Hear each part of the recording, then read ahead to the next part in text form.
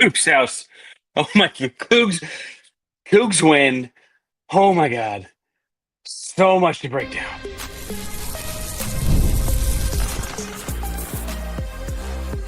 You are Locked On Cougs, your daily podcast on the Houston Cougars, part of the Locked On Podcast Network, your team every day. I was Locked On Cougs, Parker Ainsworth. I'm running out of breath. I am at a loss for words for what just happened. And so I'm going to try and go through this relatively professionally. I'm really excited. My entire house is asleep. They're all inside. And so I'm in the garage. That's my car. That thing is my dog behind me. I can't get over this. Houston wins 62-60, is advancing to the Elite Eight after playing a real legitimate road game in the Sweet 16 as the number one seed in the region. Milos Uzan, oh my God. What, what? Milos Uzan has a career high threes in this game, 6 and 9 from behind the arc. He also was worth had 6 assists in this one, but none of that's going to be the thing people talk about. Today's show is brought to you by FanDuel. I'm probably supposed to say that at some point. But none of those statistics are what's going to be talked about from this game. What's going to be talked about from this game is the final play, where Milos on the baseline inbounds play, then run Crier on a dummy action around a backside loop. Purdue follows him, and that kind of puts Purdue's defensive big guys in tough spots. Houston finds Jojo Tugler open, so no one peels off a Tugler in front of the rim, and he drops it right back to Milos for, I think he didn't quite dunk it, but like a quick dunk type shot right with 0.9 seconds to go. And Houston outlasts the Purdue Boilermakers in Indianapolis. Oh my goodness. I got lots of people commenting here. It's awesome to see you guys active in the chat. It is 12:07 Texas time. That is the late hours of the night, wee hours of the morning, whatever it is. We are celebrating here at Locked on Cougs. Cougs House. We got Go Cougs. This is an away game. Uzan for president. He's got my vote. Samson outcoached them. I think so too. Locked on Kansas Station. What's up, Christian? Inbounds play was incredible. Oh my goodness, it was incredible. Thank God they did not foul Tugler. Hadn't even gotten that far in the thought process, but that is so true. Longtime listener Juan says Go Cougs. Longtime listener Steve says this team is elite because we are in the Elite Eight. Outcoached is a question. We'll get to that in a second. And they're playing much better than advanced to Final Four. We'll see what the Elite Eight looks like. It's the hate of the game to stop by in response to that guy. Cougs on top. I'm a Coug alum. Just being honest. So we got all that kind of stuff. Locked on Haunted House. That's kind of what I'm feeling like we are at. How's Mylik? So far, haven't seen anything on Mylik live. Landry here is pointing out, though, Mylik at one point playing great defense, really making a good positive impact in the game like he always does. Mylik, second half of this game, I think it was around the 10-minute mark, took a nasty spill. He went for a rebound. Trey Kaufman-Renn kind of undercut him, going for the ball. Not a dirty play, just the kind of thing where he doesn't know there's a guy flying by his face as he's going under. Mylik Wilson falls on his head, shoulders, head area. He played a couple possessions and then was escorted back to the locker room. I haven't heard anything. I'm hoping and praying for the best. But shouts to Landry for making sure we are thinking about important things, because obviously I would imagine it's a concussion. I don't know that. Those are always tough. He did not come back in the game though. So that's how that goes. Houston Cougars 11-0 on the road. Oscar points out Houston again played Purdue in Indianapolis, with Houston being the 1 seed. All right. So a lot of things in this one, but I want to stress Houston just found a way to win what in all actuality was a road game in the Sweet 16 against a top 25 team, a top 15 team, a team that was very good. I don't guess they won the Big Ten, but very good in the Big Ten. Again, functionally a road game. LJ Crier was 2 of 13. As far as shooting from the field, Emanuel Sharp was 5 of 14. Juwan Roberts just 2 of 5. And they still found a way to win. I cannot stress, they found a way to win. This team continues to find ways to win over and over. We can be critical later, but right now it's just too much excitement going on. In fact, if you're here in the chat, tell me in the comment section, the chat, wherever you're typing, outside of the inbounds play, because that's going to be everyone's favorite play. What was the moment you liked the most? I think I liked the Kelvin Sampson fist pump on the LJ Crier 3. I got to be really honest. I also really liked a couple of defensive stops that Jojo Tugler and stuff had. All kinds of things. I got people commenting on my Instagram post on this game about, can they go see a cardiologist? I really, really liked in this game, early on, you saw Milos leave Fletcher Loyer in the dust, attack the paint, flip a lob up for a big-time dunk out of JV or Francis. I loved how aggressive all the bigs were on offense at the rim. Tugler and Francis, I should say, they combined for 11 points. Tugler did have 4 fouls. I got a guy here commenting on where that go, questionable calls all game. I really felt like Houston had the bad whistle early and the good whistle late. I think a Purdue fan would agree with that, but they can, if they're here, tell me I'm wrong. But I think Houston was getting a home crowd whistle for Purdue early, and then was getting that number 1 seed whistle late. A couple of those out of bounds calls went in the first half to Purdue's way. The missed goaltending call was a 4-point swing for Purdue's way. That's my dog again walking behind me. I'm just too excited. I had to come to the garage to talk to you guys. All kinds of stuff like that. But I think because it was Purdue early, Houston late, obviously I'm a little biased because Houston wins, but I think that I'm going to call that a relatively even bad whistle, right? Like it's a bad thing that, but both teams are able to come through with it. Just like the goaltending was a 4-point swing. I think Purdue's upset about, some people are saying it's a push off. I think that Cam was the defender for Braden Smith was covering Uzan on the midi before the out of bounds play.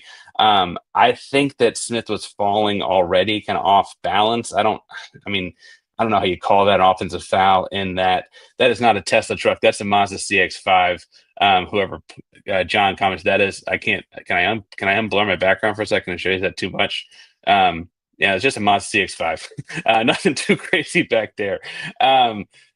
No, I'm so happy for this program and this team to find a way to win in this. I mentioned when the draw came out, I thought that playing on the road was going to be challenging in this instance. I thought Houston got a tough draw. They played, really, really good low seeds, and then the high seeds all had what were functionally a home game in the Sweet 16 portion. Houston found a way to gut that out and win anyway. Never been to Mackey. Someone says, if I felt this was this a home game, I certainly did not feel like a neutral site game. And I think that's obviously Purdue's going to tell me how their home crowd, home court is a whole lot better than this, and they're playing at actual home. I'm sure that's the case, but it sure as heck wasn't for Tita, and it sure as heck wasn't in San Francisco, and it sure as heck wasn't in Minneapolis. This thing was pretty much their backyard. So a lot of things to pull out of that one. On the positive side, I keep talking about a lot of things to pull out of this thing on the positive side, but I'm still rattling, my heart's still shaking a little bit. I can't believe Houston just won that game. I can't believe they won it like that. How about that? I really thought that Houston was going to win this game. I was high on Houston coming into this game. I said, if Houston plays their A game, it beats Purdue's A game. I don't know that either one played their A game, if I'm being fully honest. We're going to talk about it more in a second. I am supposed to read a couple things here, but I want to talk more about these performances. I want to talk more about what kind of things y'all thought were really impressive, what your favorite plays besides the inbounds play at the end were. I'll probably talk about that inbounds play for the rest of my life. We'll see. But before we get to all that, today's show is brought to you by Nissan. We're all about stats. Numbers don't lie. Milos Uzan, 6'9" for 3. That's a pretty good stat. 22 points from Milos. That's a pretty good stat from that one. Comes to all new Nissan Armada Pro X. The numbers are an MVP kind of level. Tows 8,500 pounds. That's like the whole team and the gear. Room for up to 8 people. That's about the whole rotation for Houston these days. Twin turbo V6 engine, exploring off-road trails, rolling to an arena. Armada Pro 4X brings all the power versatility wherever you go. Take advantage of new heights. Nissan Armada Pro 4X. Learn more at nissanusa.com. And if you're just feeling a little extra risky after things went our way tonight, March Madness is here. FanDuel's giving you a chance to get in on the action like never before. New customers get $200 in bonus bets if your first $5 bet hits. $5 down on the Cougs would have gotten you 200 tonight. Use everything from buzzer beaters, Cinderella stories, even who's cutting down the nets in San Antonio. App is super easy to use. If you haven't heard anything about me yet, I love apps that are easy to use because I am not a tech person. So I love that about the FanDuel app. In-game stuff going on, live games happening. It's great too. Visit FanDuel.com. Get in on the college hoops action all tournament long. Parker Ainsworth locked on Cougs here, looking at Houston's 62-60 last second win over the Purdue Boilermakers. Oh my Lord. What a team, right? Man, oh man. Again, finding ways to win. We talked about Milos and Crier really playing through a bad performance. And I got people commenting here, can't have Crier, and I'll pull up John's comment here, can't have Crier last game be a dud. No, they cannot, obviously. But ultimately, you also saw, I think, interestingly, at a Crier, he found other ways to impact the game. He kind of took on that Fletcher Loyer assignment after about the 10-minute mark early when he was hitting a bunch of threes in the first part of the game. You also had, he had 5 assists. I don't mean this pejoratively. I don't remember him having that many assists to points ratio where it's straight 1-to-1. I don't think he's had that a whole lot in his career. And again, I think he functionally never got down on himself. And so then when they're running that last inbounds play and he's coming off of a loop there, the defense has to chase him because his demeanor, as far as his facial expressions, his eagerness, his attack, his aggression is all the same. And so as he's coming off of that, it pulls the defense. Tugler, this whole thing, we find Milos for the game winner. We saw that happen, right? What Crier did there as a scorer, though, is what makes him unique. What makes him really, frankly, to me, such a special basketball player. We're talking about greatest players ever playing the Big 12, right?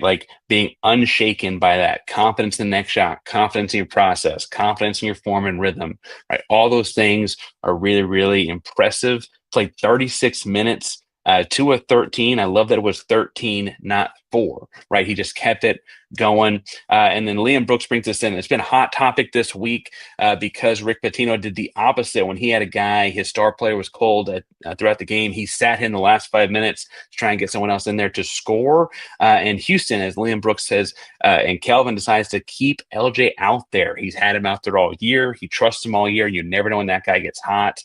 Really, really impressive. Houston, Shredder here points out that it's the worst shooting night of this tourney and still wins. Definitely the worst shooting night of the tournament. I don't know that 39% from 3 is their worst shooting night of the year. I will say, though, 39% from 3, they were 9 of 23, and Milos was 6 of 9. So that really means they were 3 of 14 outside of that. So outside of Milos, really not a great shooting night for Houston. John says he hates Purdue. Well, happy to do that for you. A couple other things here. Congrats to Houston. Super hard fought a game. Incredible play call from the inbounds. They scattered our defensive scheme and played against our PL help. Congrats. Hopefully earned your respect. I do respect Matt Painter and Purdue. I think Painter does get kind of a bad rap for coming up short a couple times. They got to the national championship game last year. I hope that relieved him. Stun.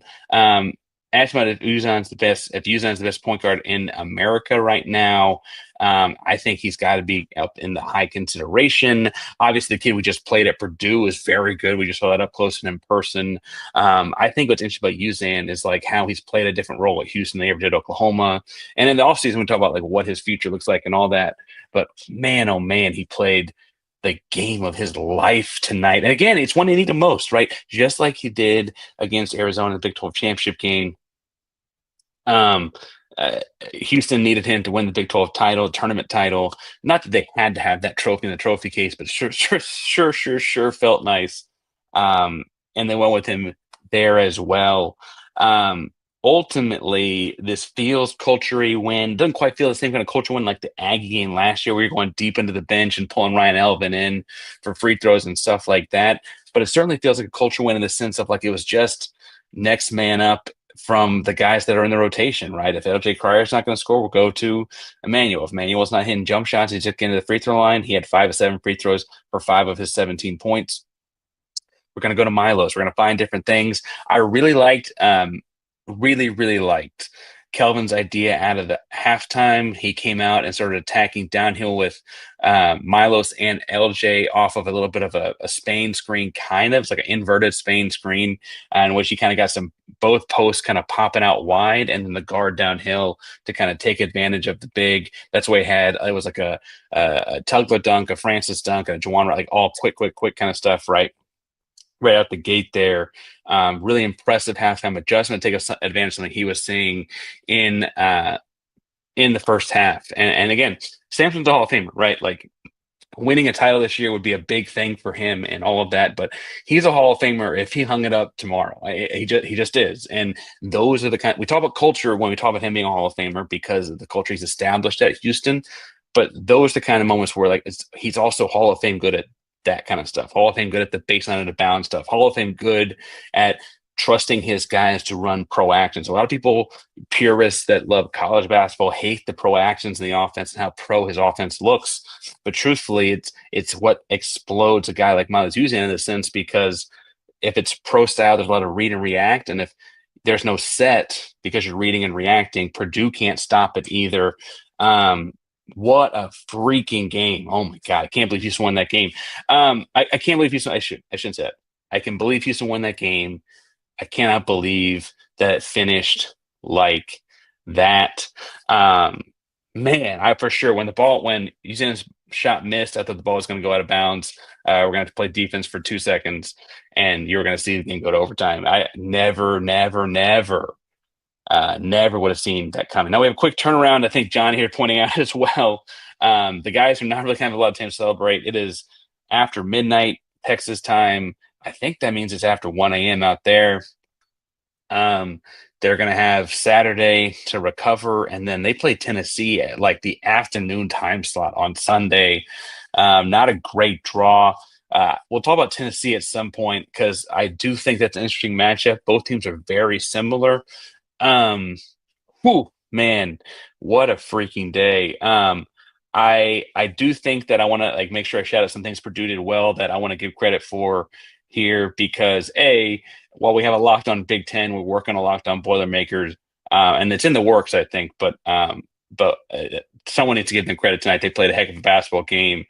Fletcher Loyer, I was like, this guy's just a shooter. That guy balled. Great job, Fletcher Loyer, running the guys off screens, running ragged, kept them in the game early. That Trey Kaufman-Renn guy I know we finished with this 14 points. They were tough 14 points. That guy's hyper physical, really, really tough. And then I don't know what you can say about Braden Smith. 15 assists. I think the stat on telecast was all 11 made field goals in the second half were on Braden Smith assists. He had assists on all 11 field goals in the second half. And that's truly unique. You don't see that very often.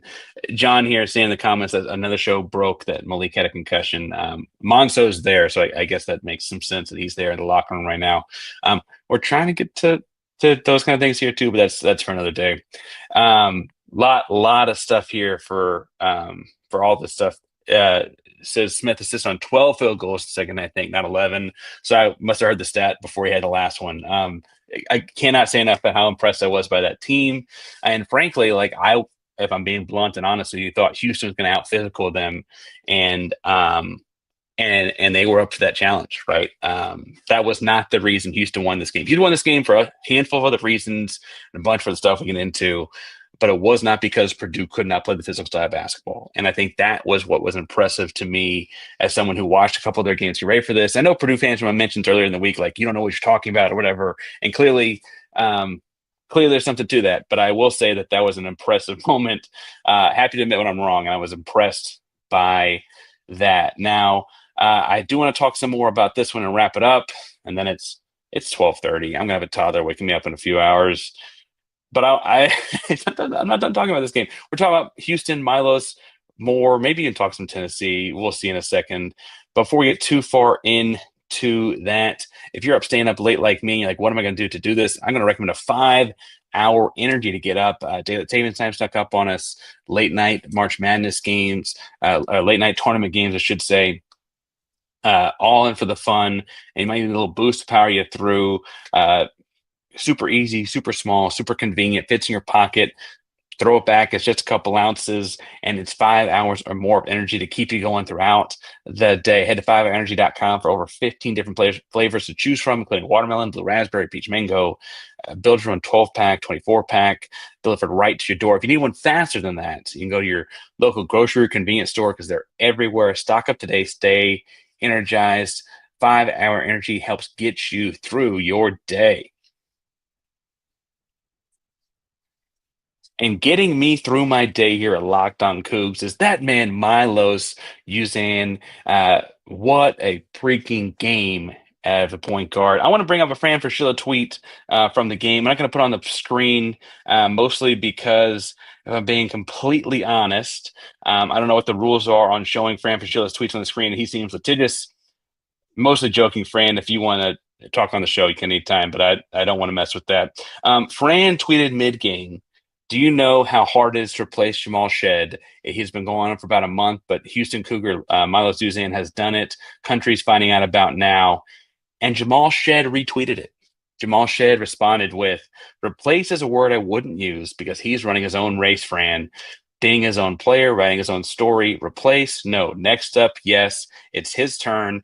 I'm his biggest fan, sweating watching this game too right now." And man, oh man, how cool is that to see the torch pass? Because you and I, as fans, will talk about the torch being passed all the time, right? We'll talk about the torch being passed from Galen, and then Ladiki, and then Jamal, and now and now to Milos, and eventually to Kingston, and this thing's going to keep spinning, and it's just going to keep going, right? But like these point guards in the Samson and Company system are just such an important position.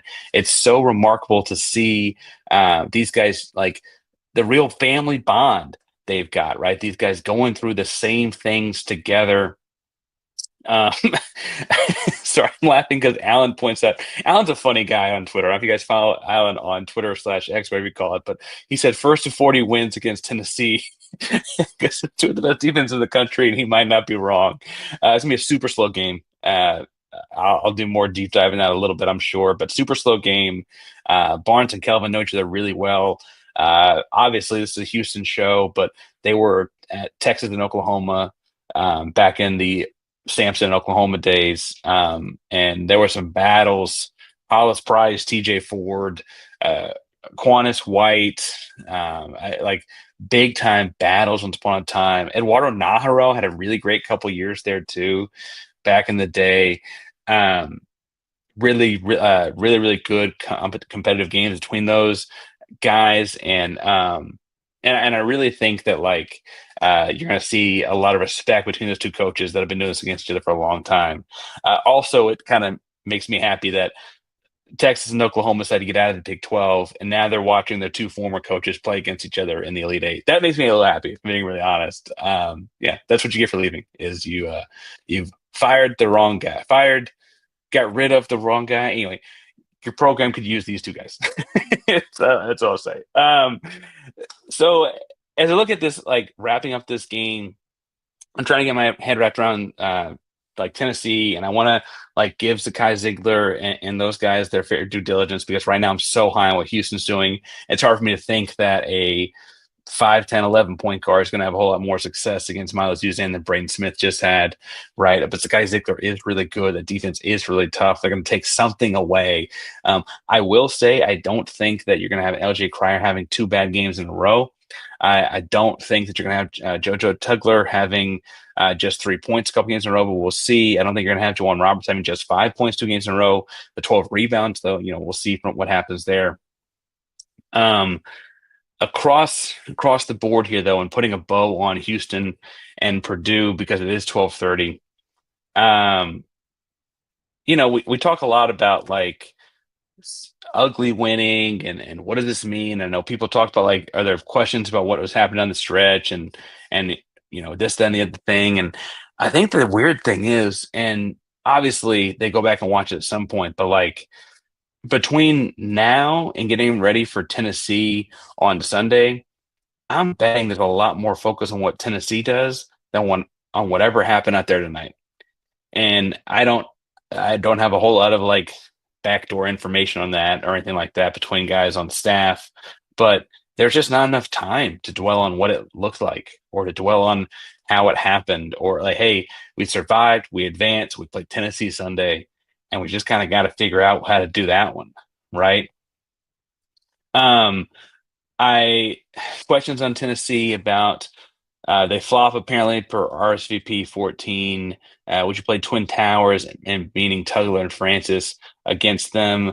I don't think you can take Juwan Roberts off the floor, and I don't think you play all three. So I think you're probably looking at only having one of those. I just don't think you take Juwan Roberts off the floor. He's too important what his team does. He's the winningest player in the program's history, one of the winningest players in college basketball history. You don't take a guy like that off the floor just from a like needing the veteran leadership out there kind of perspective. If I look around here, I got a lot of people chiming in. I love that you guys are all in here and very active on the chat.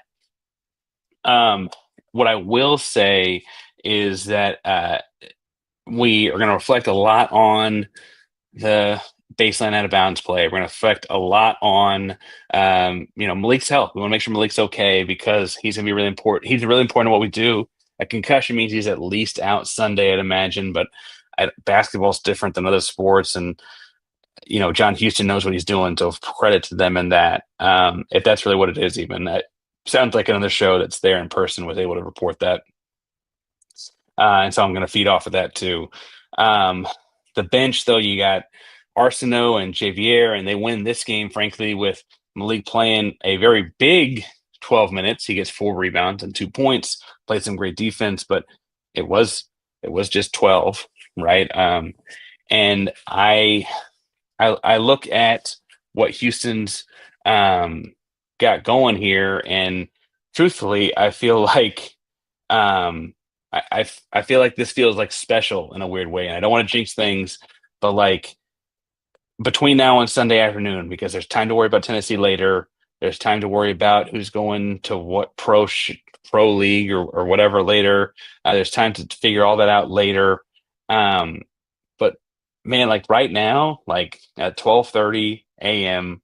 on March 29th, 2025, this is a really special moment. Like it's a really special team, really special program. And I hope that like with all the excitement and the concerns and the cardiac arrest that feels like it's about to get induced because of what's happening here, like these things don't just happen.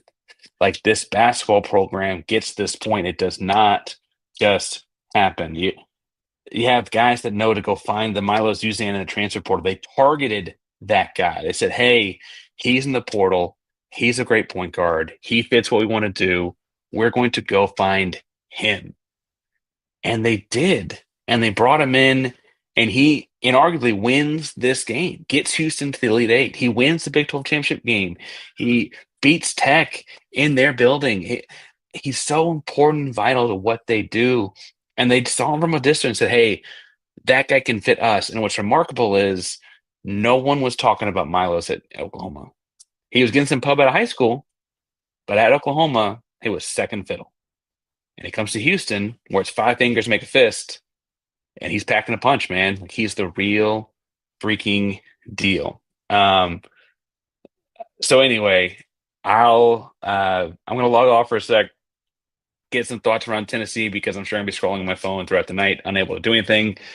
My dog looks like he might need to go out, and then I'm gonna get some sleep. Like I said, I got a toddler gonna wake me up in a second. So Locked On Cougs, proud member of the Locked On Podcast Network. That means your team every single day. Thank you for tuning in. Late night live edition. Go freaking Cougs all the way to the Elite Eight.